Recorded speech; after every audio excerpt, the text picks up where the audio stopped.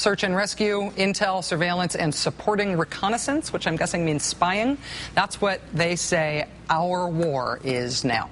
Joining us now to help us understand our place on the international chore wheel, what the U.S. military does that other countries do not, is Medal of Honor recipient and MSNBC military analyst Colonel Jack Jacobs. Colonel Jacobs, thank you for being here. Good evening. Thanks for having me here. Did I say anything stupidly wrong in that introduction? Absolutely not. Glad to hear it.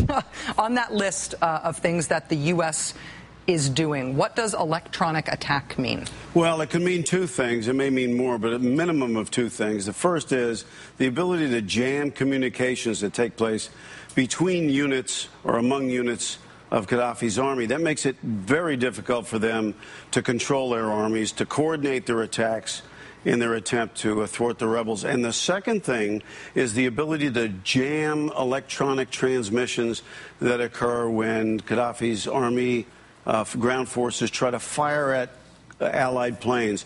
The instant that a radar system is turned on the ground, we can detect it and in very short order send a precision-guided munition that follows the radar beam all the way down to its source. Wow. That and other stuff. One of the things that people have questioned is if the U.S. has this high level of electronic capability, why is Libyan state TV still on the air? Is that not one of the things they would want to shut down?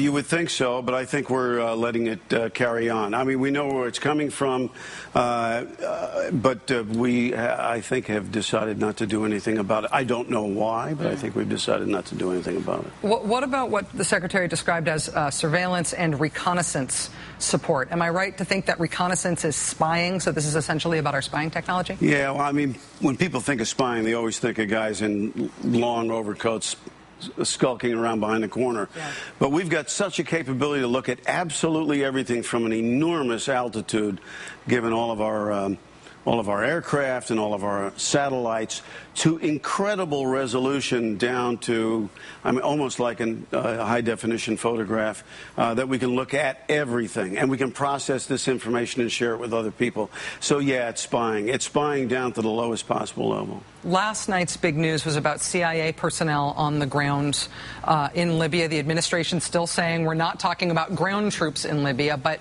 what do you expect that CIA personnel are doing on the ground, and would you expect that military special ops guys are with them? I would hope so. I mean, before we conduct any operation, we will have special operations people on the ground in order to do two principal things. There are more than two, but two principal things.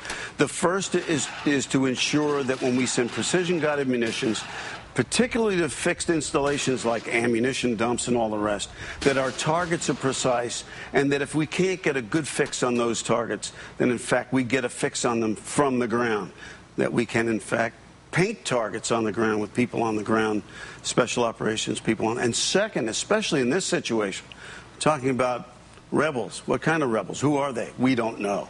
Well, the only way we're going to know, the only way we're going to be able to do anything positive is to get on the ground and actually talk to these people so we can get them to coordinate their activities with what we're doing to protect the Libyans. Without people on the ground, that stuff's not going to happen.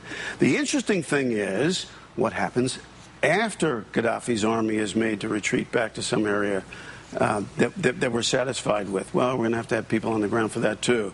And if we're talking about arming people and giving them clothes and food and shelter and all the rest of that stuff, that requires people on the ground. I can't believe that anybody would believe that we would have nobody on the ground. And if we're in a situation where people need to be on the ground for something that you're describing, do they have to be American people in order for the U.S. to have the kind of role that it wants to have? No, they do not have to be. As a matter of fact, we're trying very hard to get them to be somebody other than Americans. But the distinction to make, and this is not necessarily supporting the whole action in Libya, but the distinction to make is between boots on the ground on the one hand and conventional boots on the ground. Americans on the ground, Allied forces on the ground, probably, almost undoubtedly.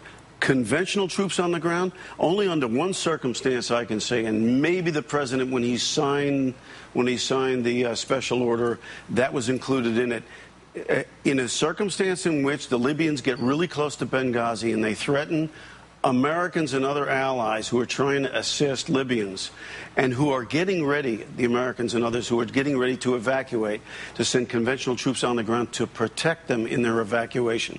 And that's the only circumstance I can think under which the president would be anxious to send conventional American troops, the 2nd Airborne Division, 173rd Airborne Brigade, Marines, to Libya to put them on the ground. Colonel Jack Jacob.